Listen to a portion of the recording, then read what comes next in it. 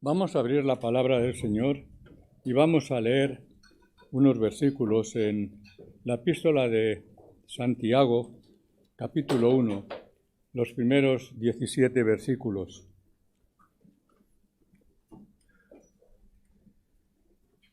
Santiago, siervo de Dios y del Señor Jesucristo, a las 12 tribus que están en la dispersión, salud. Hermanos míos, tened por sumo gozo cuando os halléis en diversas pruebas, sabiendo que la prueba de vuestra fe produce paciencia. Mas tenga la paciencia su obra completa, para que seáis perfectos y cabales, sin que os falte cosa alguna. Y si alguno de vosotros tiene falta de sabiduría, pídala a Dios, el cual da a todos abundantemente y sin reproche, y le será dada. Pero pida con fe, no dudando nada, porque el que duda es semejante a la onda del mar, que es arrastrada por el viento y echada de una parte a otra. No piense, pues, quien tal haga, que recibirá cosa alguna del Señor. El hombre de doble ánimo es inconstante en todos sus caminos. El hermano que es de humilde condición, gloríese en su exaltación, pero el que es rico en su humillación, porque él pasará como la flor de la hierba. Porque cuando sale el sol con calor abrasador, la hierba se seca, su flor se cae y perece su hermosa apariencia. Así también se marchitará el rico en todas sus empresas. Bienaventurado el varón que soporta la tentación, porque cuando haya resistido la prueba, recibirá la corona de vida, que Dios ha prometido a los que le aman. Cuando alguno es tentado, no diga que es tentado de parte de Dios, porque Dios no puede ser tentado por el mal, ni Él tienta a nadie, sino que cada uno es tentado cuando de su propia concupiscencia es atraído y seducido. Entonces la concupiscencia, después que ha concebido, da a luz el pecado, y el pecado, siendo consumado, da a luz la muerte. Amados hermanos míos, no erréis. Toda buena dádiva y todo don perfecto desciende de lo alto, del Padre de las luces, en el cual no hay mudanza ni sombra de variación. Él, de su voluntad, nos hizo nacer por la palabra de verdad, para que seamos primicias de sus criaturas. Y el mismo apóstol Pablo, el apóstol Pablo dice en 1 Corintios 10:13, no os ha sobrevenido ninguna tentación que no sea humana, pero fiel es Dios, que no os dejará ser tentados más de lo que podéis resistir, sino que dará también juntamente con la tentación la salida para que podáis soportar. Bien, pues, en base a estos textos que hemos leído, el propósito de la meditación en esta mañana es ver la naturaleza, el alcance y el lugar de la tentación en la vida de los santificados, del Hijo de Dios. El título del mensaje es La santidad y la tentación. Somos declarados santos por la obra de Jesucristo en la cruz y su resurrección. Nuestra condición de pecadores nos impide alcanzar la santidad por nosotros mismos. Nuestras mejores obras, suponiendo que las haya, son trapos de inmundicia delante de la santidad de Dios. Pero existe el peligro de llamar pecado a la tentación y la tentación pecado. Para evitar errores y disipar la duda y confusión, es necesario señalar la diferencia y relación que hay entre la tentación y el pecado, y también conocer el lugar y valor de la tentación en la vida del santificado, en la vida del Hijo de Dios. No debemos de olvidar que la santificación es la obra del Espíritu Santo en la vida diaria del Hijo de Dios. Y debemos de recordar siempre que nuestros actos, o quizás nuestros posibles méritos, no son méritos delante de Dios. Somos salvos por la fe en los méritos de Jesucristo. No podemos añadir absolutamente nada de nosotros mismos. Debemos reconocer que nuestras victorias es la obra del Espíritu Santo que mora en nosotros y nos guía. Por ello es tan importante cuidar nuestra comunión con Dios, que Él siempre pueda guiar nuestros pasos. Eso es básico en la vida del cristiano. Así que vamos a fijarnos en primer lugar en el pecado y la tentación. Relacionado con el pecado, podemos decir no al pecado. Cuando tenemos la tentación, podemos seguirla o podemos decir al pecado no. Porque el pecado no es neutro, es un factor importante para la santificación del Hijo de Dios. Y no olvidemos que el enemigo está muy interesado en que caigamos en el pecado, que pequemos. Es interesante asomarse a la historia del pueblo de Dios, de Israel. Dios se proponía que fuera un ejemplo para las demás naciones, pero Israel estaba más interesado en la forma de vida pecaminosa de esas naciones que en la obediencia a los propósitos de Dios. Y esa es la lucha que mantenemos también como hijos de Dios en este mundo. Fijaros, Isaías describe así la situación del hombre y la mujer en la sociedad de Isaías, hace ya bastantes siglos. Dice en su capítulo 1, versículos 2 al 8, «Cielo y tierra, escuchad lo que dice el Señor». Dios convoca a la creación para que sea testigo de lo que Dios mismo va a decir. Y dice, «Crié hijos hasta que fueron grandes, pero ellos se rebelaron contra mí. El buey conoce a su dueño y el asno el establo de su amo. Pero Israel, mi propio pueblo, no conoce ni tiene entendimiento. ¡Ay, gente que pecadora!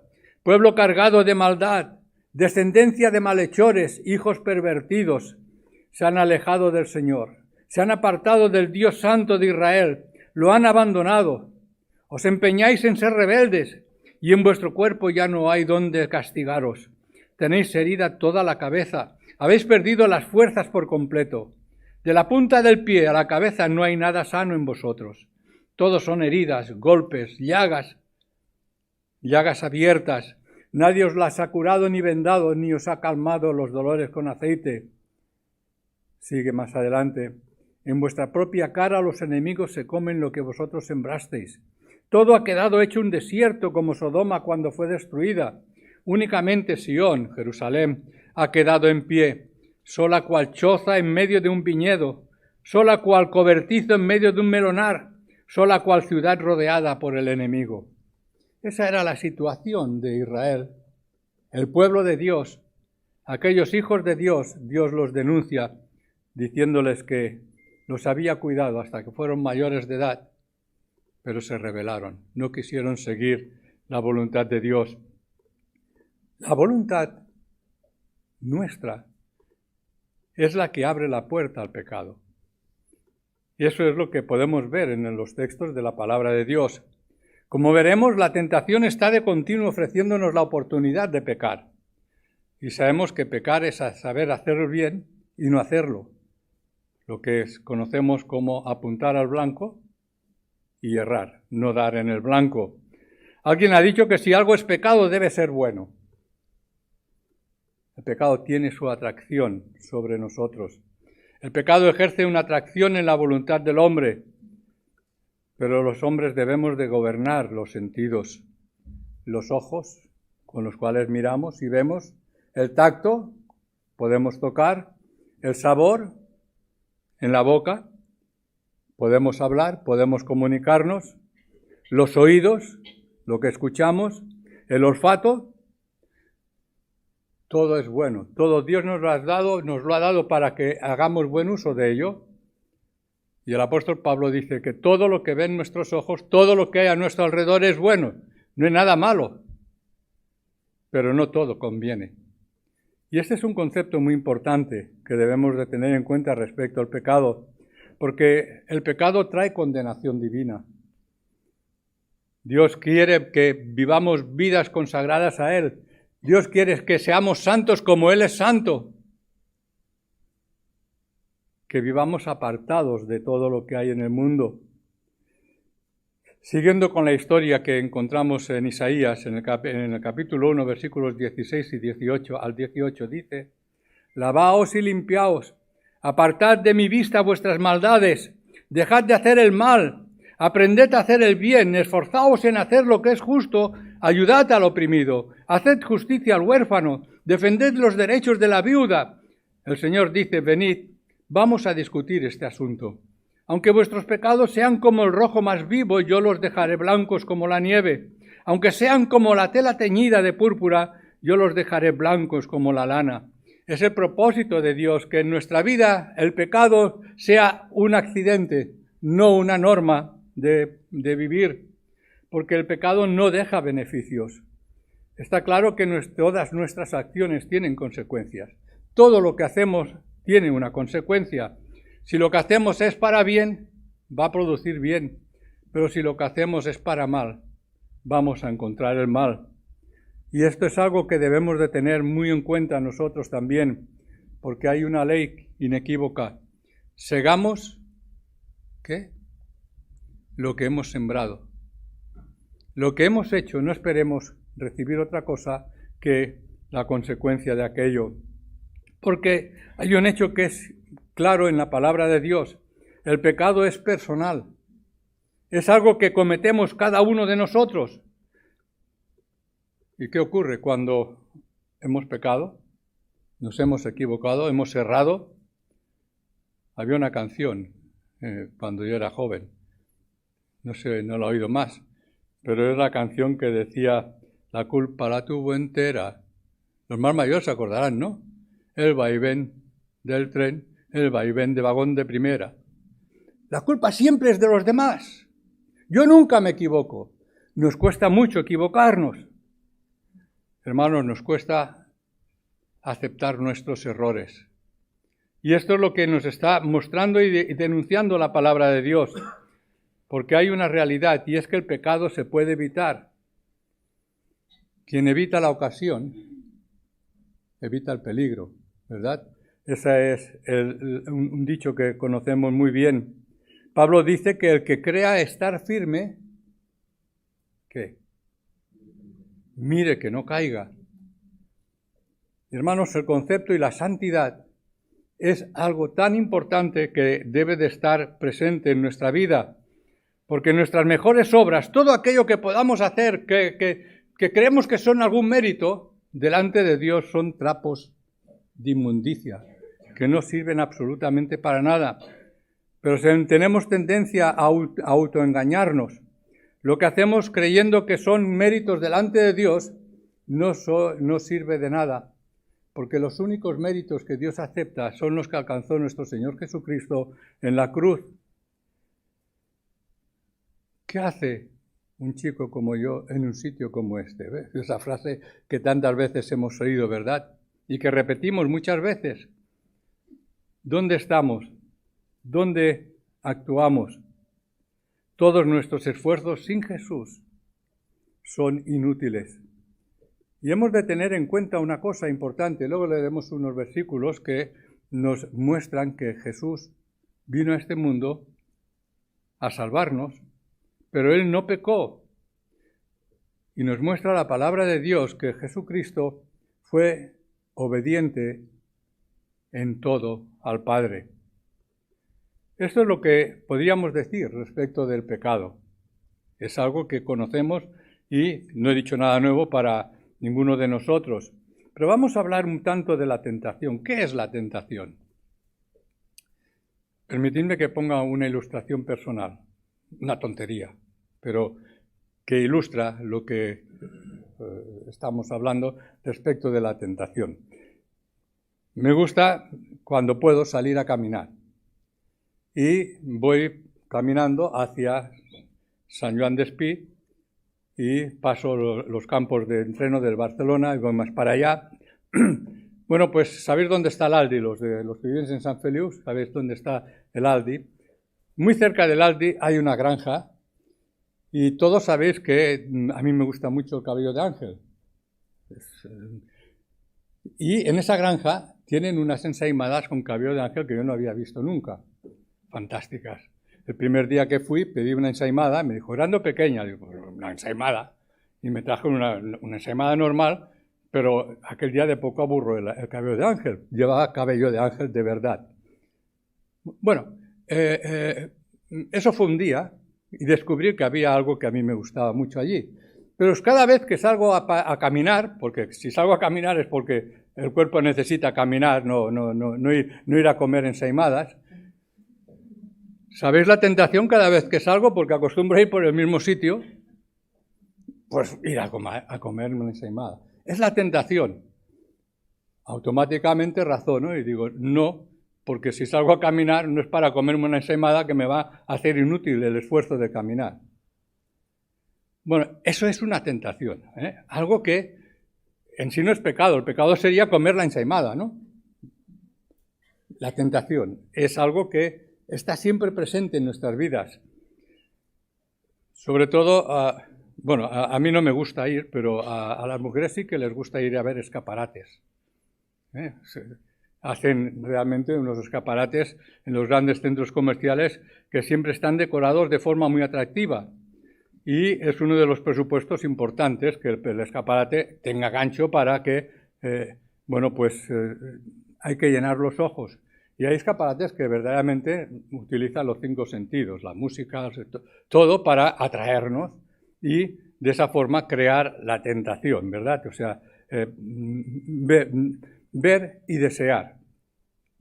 Bueno, pues la tentación muchas veces es involuntaria. Imaginaros que vamos por la calle y nos encontramos un maletín con mucho dinero. ¿Qué hacemos? Claro, la primera idea me lo llevo a casa.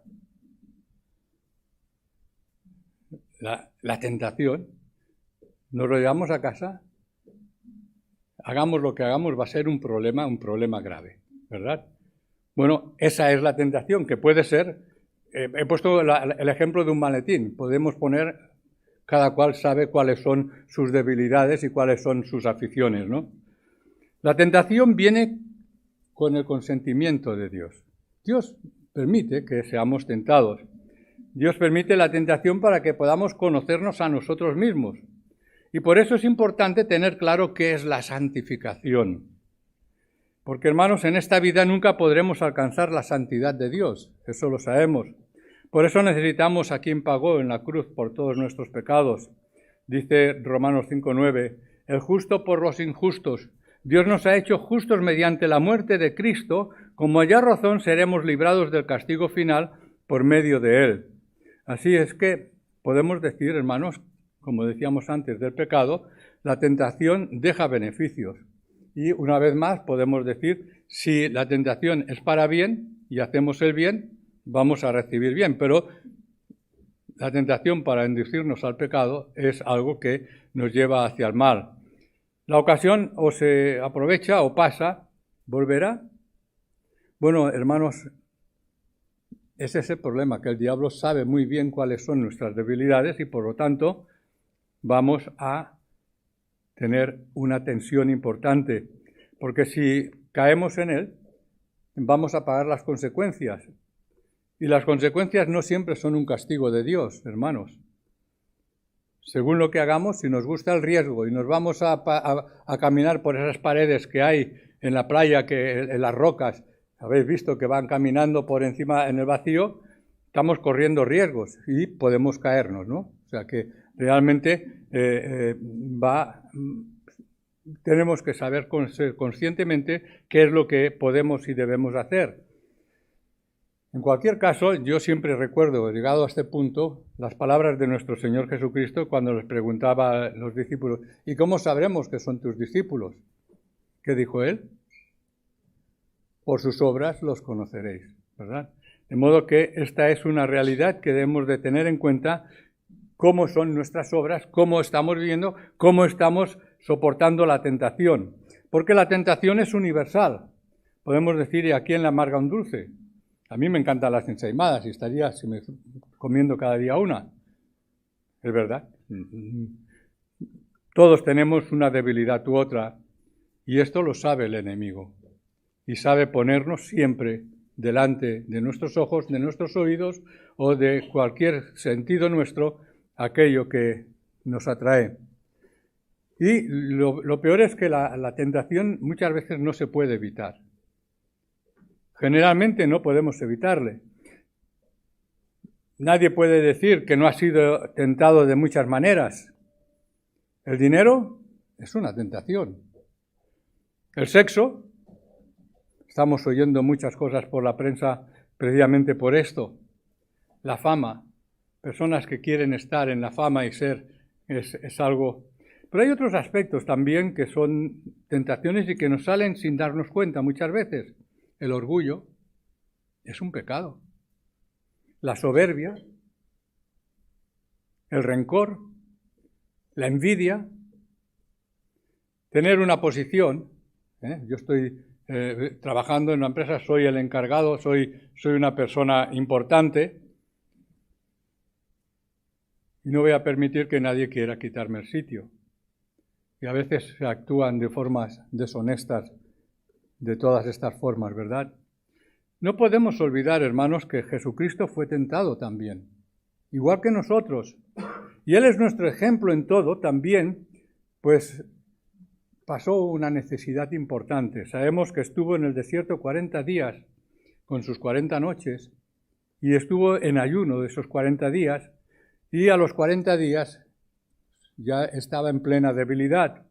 Y el diablo, todos recordamos cómo le tentó. Y le dijo, mira, toma esta piedra, porque él tenía mucha hambre. Convierte esta piedra en pan. Y el Señor Jesucristo le contestó, no solo de pan vivirá el hombre. El diablo le estaba ofreciendo la posibilidad de que tú no eres Dios, puedes hacer que esta piedra se convierta al pan. Jesucristo no iba a utilizar uno de los atributos que podía hacer para su propio interés personal y contestó, no solo de pan vivirá el hombre. Hermanos, ser quien era de ninguna manera lo autorizaba a cometer imprudencias como le proponía el diablo. Luego, el siguiente, ¿cuál fue? La última, si me adorares. Bueno, el diablo iba buscando el camino para la tentación. Jesús expresa la frase definitiva, solamente a Dios se le debe adorar, solo a Él amarlo con todo el corazón y con toda el alma. Bueno, hemos hablado ya de la tentación. ¿Cuál es el proceso, pues, que sigue la tentación? Es algo activo. Hay un primer paso, ganar la atención de la persona. Hablábamos antes de los escaparates. Isaías también, un profeta que estamos estudiando los jueves, en el capítulo 3, versículos del 16 al 23, nos habla y nos explica cómo eran las chicas de su tiempo. Y es un pasaje que lo relata con todo detalle. A las mujeres de Sión, el versículo 16, que son orgullosas, Isaías 3, 16, si queréis buscarlo podéis seguirme, son orgullosas que andan con la cabeza levantada, mirando con insolencia, caminando con pasitos cortos y haciendo sonar los adornos de los pies. En castigo las dejaré calvas por la tiña y pondré su desnudez al descubierto.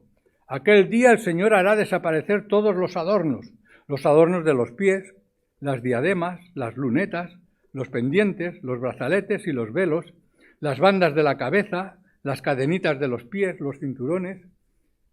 Y hace toda una relación de cosas que, curiosamente, hoy día están también a la orden del día. Los cinturones, los frasquitos de perfume, los amuletos, los anillos, los adornos de la nariz, los vestidos elegantes, los mantos, los chacales y los bolsos, los chacales no, los chales y los bolsos, los espejos, las telas finas, los turbantes, las mantillas. Pues las chicas de entonces son igual que las chicas de hoy día, ¿verdad? Hay un segundo paso, despertar el deseo en la persona.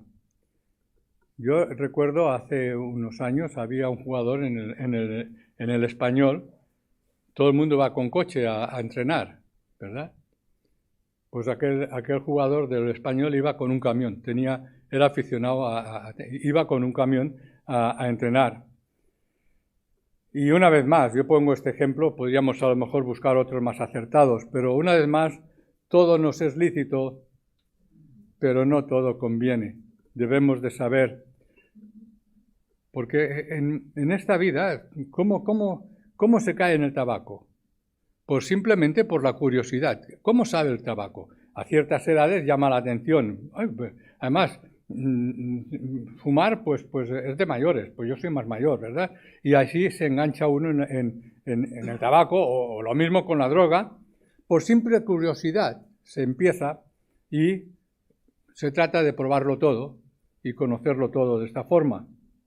Fijaros la tentación que tuvo la mujer en el Edén, Eva.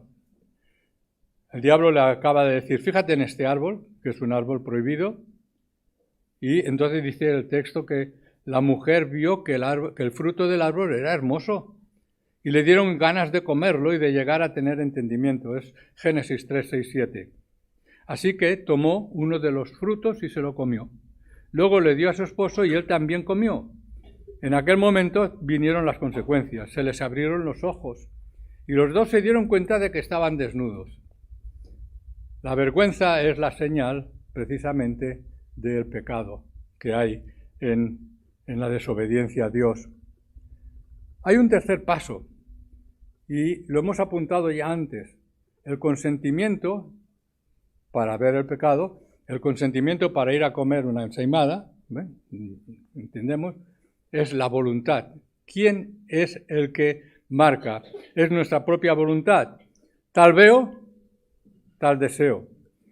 Y aprovecharse de la posición para conseguir hacer lo que me da la gana. Y lo estamos viendo, pues, por ejemplo, con lo que hacen en el fútbol, con las comisiones que se lleva el papá del jugador, el jugador y no sé quién más, y el primo, y hay toda una serie de cosas que son intereses personales, pero también puede haber lo que apuntábamos también antes, el sexo con violaciones, porque se trata de hacer mi voluntad, hacer lo que me da la gana. Y hermanos, en los hijos de Dios, la voluntad está controlada o debe de estar controlada por el Espíritu Santo. Y no olvidemos nunca que nuestro Señor Jesucristo está a la diestra del Padre, pero está también aquí en esta mañana. Y donde estoy yo como hijo de Dios, Él está también, ¿o no? Si fuéramos conscientes de esa realidad, somos representantes de nuestro Señor Jesucristo en la tierra y somos responsables de que las cosas no vayan a peor, sino que realmente sirvamos a Dios y dejemos que el Espíritu Santo controle esa santidad de la cual venimos hablando y que tiene una importancia grande. ¿Y cuál es la naturaleza de la tentación? Bueno, pues podemos decir que la tentación es según la capacidad de la persona, según la capacidad física, porque para todas las edades y condiciones físicas pues hay una tentación, porque en el transcurso de las etapas de la vida siempre estamos tentados a según qué cosas. Pero hay un aspecto importante y es la capacidad mental. ¿Dónde tengo puesta mi mente? Según cómo pensamos, hacemos, ¿verdad? ¿Mi mente está pensando en el dinero? Hay que ganar dinero. Y claro, todos queremos tener dinero. Quizás mi mente está ocupada en las posesiones, poder tener posesiones, o poder tener fama, o poder tener coches rápidos, coches veloces y tener. Quizás son los deportes. Quizás son, según el sexo, hombres o mujeres, el juego, diversiones, porque todos esos son los dioses que ocupan nuestra mente y tiempo. ¿Y dónde está nuestra mente centrada? ¿Dónde está el Señor controlando todas esas cosas? Según la capacidad espiritual. ¿Qué nivel de espiritualidad tengo? Hermanos, vivimos en un mundo lleno de sensualidad, donde los sentidos tienen un papel de forma preponderante, incluso en la religión. Necesitamos hacer cultos espectaculares, donde si es posible tengamos emociones y que salgamos.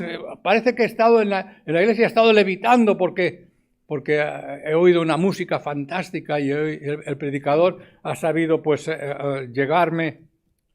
Bueno, sea por la música o porque el predicador sepa exponer todo tocando una fibra especial. Bueno, esa es una posibilidad que tenemos en nuestra vida, es una tentación, buscar esa emoción especial. Ahora, no olvidemos que toda tentación es según la fidelidad de Dios. Dios controla, Dios está ahí, Dios ve, conoce perfectamente. Dice el apóstol Pablo en 1 Corintios 10:13, nosotros no vamos a gloriarnos más allá de ciertos límites, porque la fidelidad de Dios es nuestra salvación. Dice Juan en su primera epístola, capítulo 1, versículo 9, pero si confesamos nuestros pecados, podemos confiar en que Dios, que es justo, nos perdonará nuestros pecados y nos limpiará de toda maldad. Hermanos, el problema del Hijo de Dios es el pecado. A pesar de todo nuestro esfuerzo para hacer la voluntad de Dios, tenemos un compañero de viaje con nosotros, que es lo que el apóstol Pablo dice, el viejo hombre. El Miguel sigue siendo el Miguel, con tendencias gamberrites, de los jóvenes, de los niños, ¿verdad? Con nuestras tendencias. Y hemos de luchar, además de la tentación, hemos de luchar con nuestra forma de ser, que arrastramos, ese compañero de viaje. Hasta que vayamos a la presencia de Dios, no podemos liberarnos de esa realidad. Pero la fidelidad de Dios en la santificación es importante. El apóstol Pablo en 1 Tesalonicenses 5, 23 y 24 dice que Dios mismo, el Dios de paz, os haga perfectamente santos y os conserve todo vuestro ser, espíritu, alma y cuerpo, sin defecto alguno, para el regreso de nuestro Señor Jesucristo. El que os ha llamado es fiel y lo cumplirá. Hermanos, nuestra voluntad rendida a la voluntad de nuestro Dios, no olvidando que somos los representantes de Jesucristo en este mundo, y la fidelidad de Dios en guardar, dice Judas en el versículo 25, el Dios único, nuestro Salvador, tiene poder para cuidar de que no caigáis y para presentaros sin mancha y llenos de alegría ante su gloriosa presencia. A Él sea la gloria, la grandeza, el poder y la autoridad por nuestro Señor Jesucristo, antes, ahora y siempre. Amén. Realmente, hermanos, Dios es quien nos cuida, Dios es quien está con nosotros para que venzamos la tentación, porque la tentación no es pecado, es algo que viene en nuestro caminar, pero el pecado sí que es pecado. ¿Y cómo podemos vencer, pues, la tentación? Como último punto, reconocer que toda tentación tiene su salida. El apóstol Pablo, lo hemos leído al principio, vosotros no habéis pasado por ninguna prueba que no sea humanamente soportable y podéis confiar en Dios, que no os dejará sufrir pruebas más duras de lo que podáis soportar. Por el contrario, cuando llegue la prueba, Dios os dará también el modo de salir de ella para que podáis soportarlos. Hermanos, Dios por su gracia y la obra de Jesucristo nos declara santos, nos ve a través de la cruz.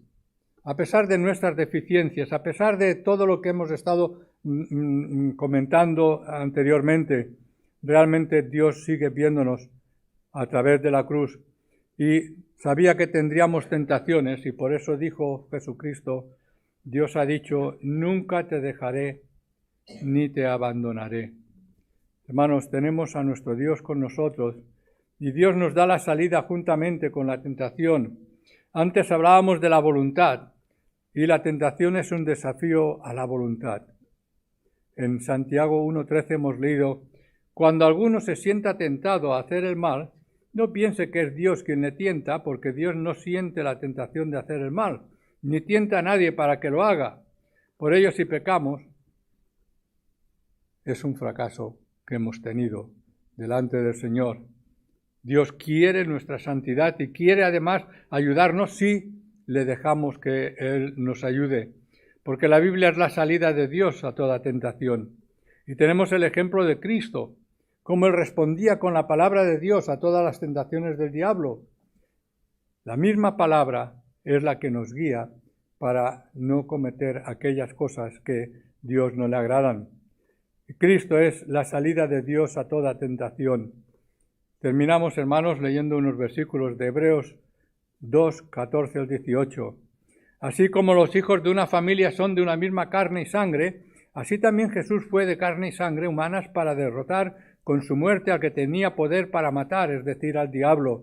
De esta manera ha dado libertad a todos los que por miedo a la muerte viven como esclavos durante toda la vida, pues ciertamente no vino para ayudar a los ángeles, sino a los descendientes de Abraham.